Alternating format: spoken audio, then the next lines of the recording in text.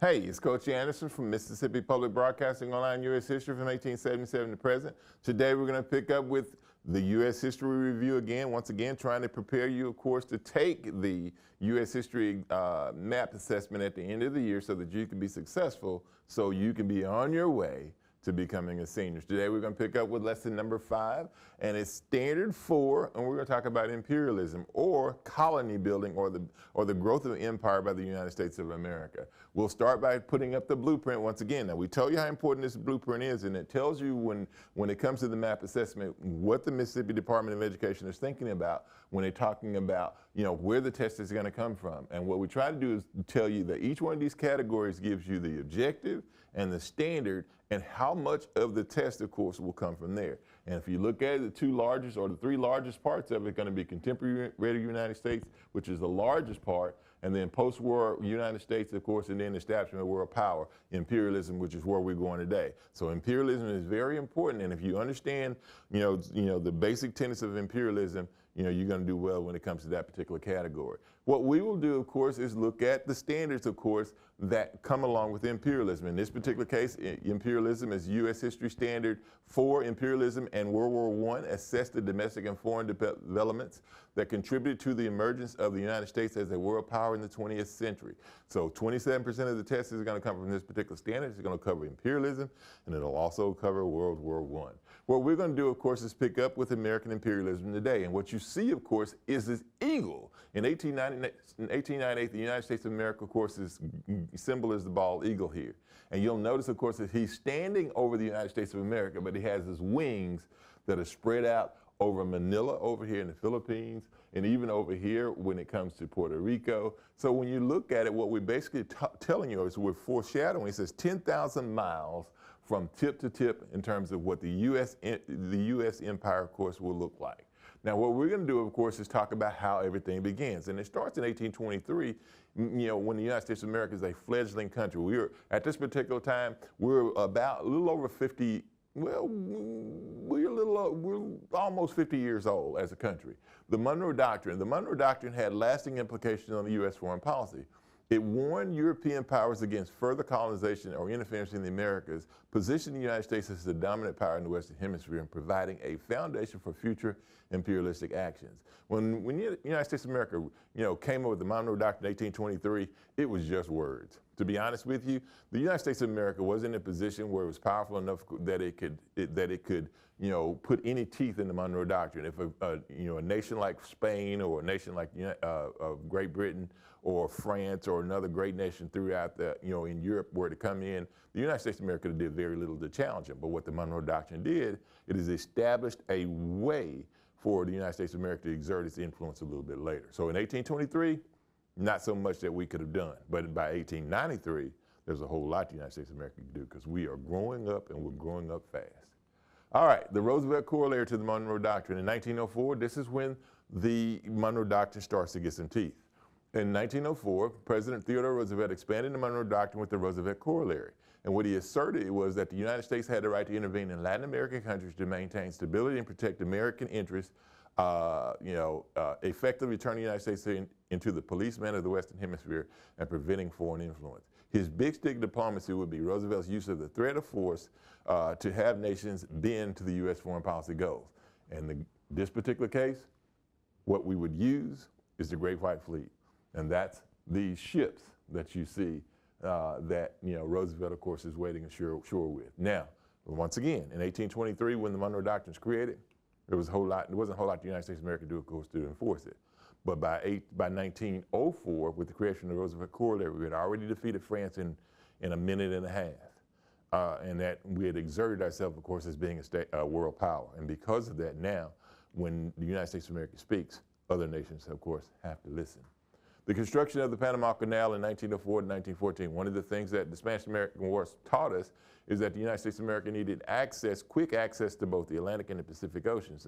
And as President of the United States of America, that's one of the things that Theodore Roosevelt achieved. After backing Panama's independence from Colombia, the U.S. secured control of the Panama Canal Zone, which allowed the construction of a key waterway connecting the Atlantic and Pacific Oceans, giving the United States of America's Navy access to both oceans relatively quickly. This strategically enhanced the U.S. military and economic influence in both hemispheres, giving access to the Great White Fleet to protect American colonies in the Pacific and in the Atlantic, particularly in the Caribbean. The Alaska Purchase in 1867, this is one of the first indicators the United States of America is trying to expand. The U.S. purchased Alaska from Russia for $7.2 million, marking the beginning of a new phase of a territorial expansion. The acquisition demonstrated American interest in Pacific and Arctic regions and was later seen as a vital for economic and military purposes. We created military bases in places like Fairbanks, Alaska, also in Honolulu, Hawaii. And when we look at Alaska, Alaska turns out to be a bargain. We pay like $7.2 million, which is a lot of money at that particular time, but it's more than paid for itself, of course, over the years with the creation, with the exploration of oil there, and then of course our exploration into mining with gold, and then the various natural resources that they have there in terms of timber and all sorts of other things. So Alaska, even though they called it Seward's Folly or Seward's Icebox, it really becomes a stroke of genius by Secretary of State William H. Seward. One of the things that happens, of course, is throughout this idea of imperialism, we annex Hawaii in 1898, and we annex Hawaii because of the efforts of the man on the right here, Stanford Dole, who becomes the territorial governor of Hawaii, who also, impresses upon the United States of America the importance of taking Hawaii because of his strategic, location. And it ends up, of course, with Queen Liliuokalani, who was the monarch, of course, in Hawaii, losing control of that country, and Hawaii eventually becoming the 50th state of the United States of America. Hawaii was annexed following the overthrow of its monarchy in 1893, driven by American business interests in sugar and the strategic location of the islands in the Pacific. The annexation helped solidify U.S. power in the Pacific and facilitate the establishment of naval bases. And we're going to find that that influence is going to go to places like Guam. It's going to go to places, of course, like Manila and the Philippines. So we're going to find the United States of America is going to start to exert its influence throughout the rest of the world. The Rough Riders, the Spanish-American War in 1898, this is what propelled the United States of America into, to becoming a world power. The war with Spain marked the turning point as the U.S. defeated the Spanish and took control of territories such as Puerto Rico, Guam, and the Philippines. The war marked the U.S. emergence as a global power, imperial power with colonies in both the Caribbean and Asia. And the man most responsible for exerting and expanding that influence is, yes, right here in the middle. And that, of course, would be Theodore Roosevelt. The Platt Amendment. In 1901, after the Spanish-American War was over with, what did we do? We fought the Spanish-American War to liberate Cuba. A lot of people thought that the United States of America, of course, would just take over Cuba now.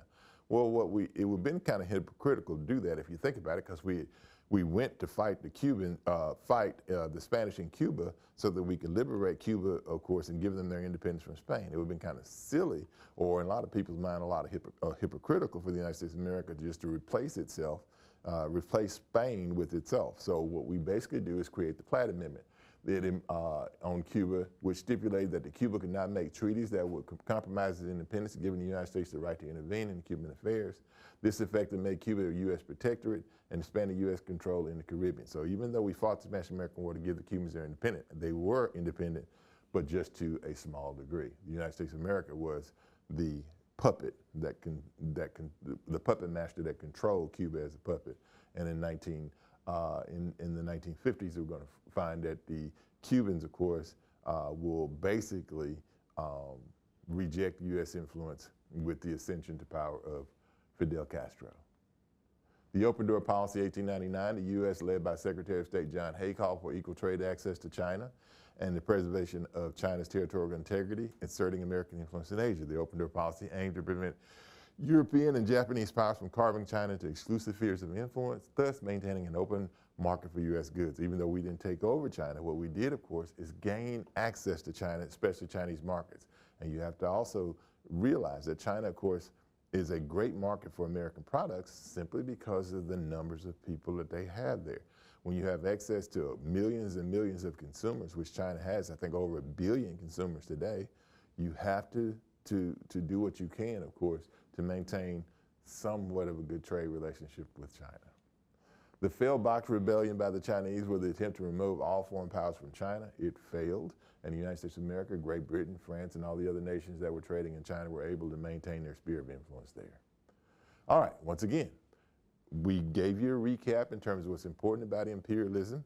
We also have included a fact list, and in this fact list, it talks about the start of the Spanish-American War with the sinking of the Maine, yellow journalism, the declaration of war, and we tried to, of course, is give you some access to all the various things, of course, that are important when it comes to imperialism. And once again, as I always tell you, the best way to learn a whole lot of information fast is, in my mind, is through the use of these flashcards. And you should look at, of course, what's on your screen and create flashcards, of course, that look like what you see here. And if you do that, I promise you can learn a whole lot of information real fast. All right. This is Coach Anderson from Mississippi Public Broadcasting Online, U.S. History from 1877 to present. And what we try to do, of course, is to give you an idea about some of the things that are very important when it comes to that category that deals with imperialism in World War I and the United States of America becoming a world power and expanding its influence.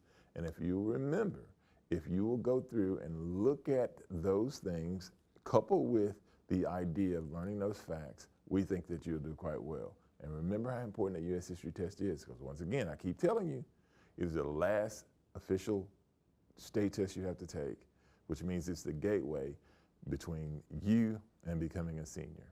This is Coach Anderson, Mississippi Public Broadcasting Online, U.S. History from 1877 to present, and we'll see you next time.